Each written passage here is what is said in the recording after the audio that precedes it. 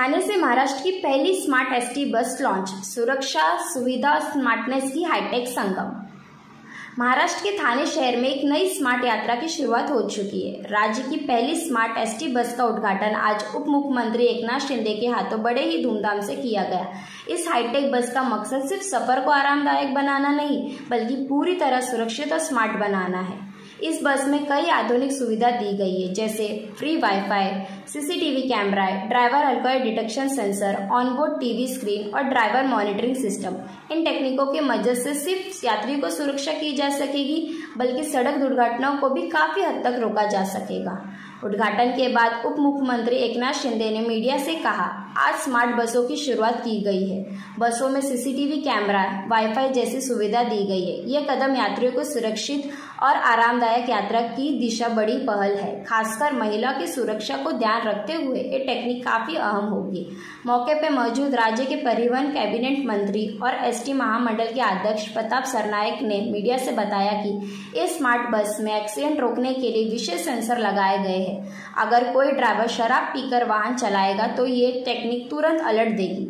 हमारा लक्ष्य है सुरक्षा, आधुनिक और स्मार्ट यात्रा का अनुभव देना।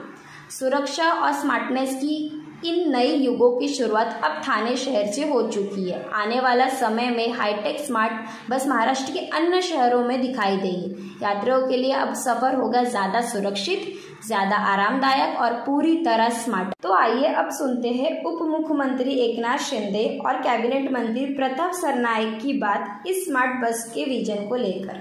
महाराष्ट्र राज्य परिवहन सेवा की स्मार्ट बस शुरू हुई है, सुरक्षित बस सेवा शुरू हुई है। इसके लिए मैं मंत्री हमारे प्रताप सरनाइक उनके टीम को धन्यवाद देता हूँ, अभिनंदन करता हूँ। यहाँ पर पूरे सीसी कैमरे हैं, एआई का इस्तेमाल है और यहाँ पर पूरी तरह ड्राइवर अगर सोता है वो दिखाई पड़ेगा, ड्राइवर फोन में बातचीत करता है वो दिखाई पड़ेगा, ड्राइवर अगर ड्रिंक्स किया करके गाड़ी चलाता है वो भी पता चलेगा। और होने वाले जो वाईफाई के सिस्टम अंदर है, सुरक्षित प्रवास ये होगा, एक्सीडेंट फ्री। यहाँ पर एक भी एक्सीडेंट नहीं होगा। यहाँ पर हमारे महिलाओं की सुरक्षा ध्यान पर रखे ये सभी सुरक्षा के पूरे उपाय जो है इसमें इस्तेमाल किए हैं।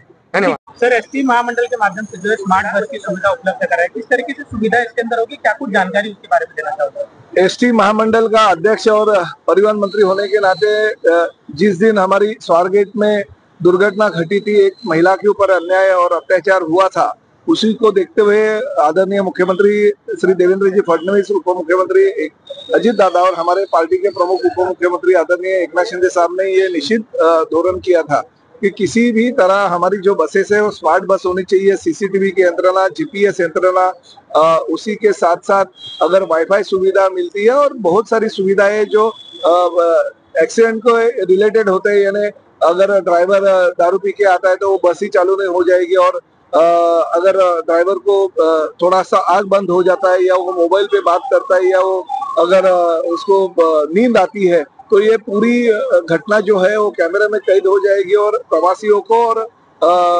वो हमारे जो यंत्रणा है उसके माध्यम से सभी लोगों को मालूम पड़ेगा, तो नियंत्रण रख सकेंगे बस के ऊपर।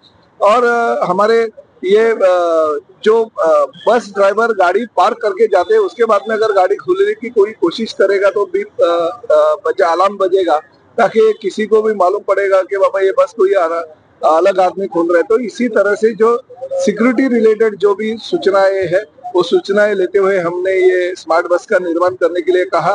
हमारी जो पूरी बसें से 15,000 के आसपास है, उसमें से 5,000 बसें हम लोग अभी निर्माण कर रहे हैं ये स्मार्ट बस के माध्यम से, और भविष्य में हमारी जो 3,000 बसेस आने वाले हैं वो 3,000 बसेस भी हम स्मार्ट बस के में ही जो हमारे डिस्ट्रीब्यूटर है उनके पास से लेंगे।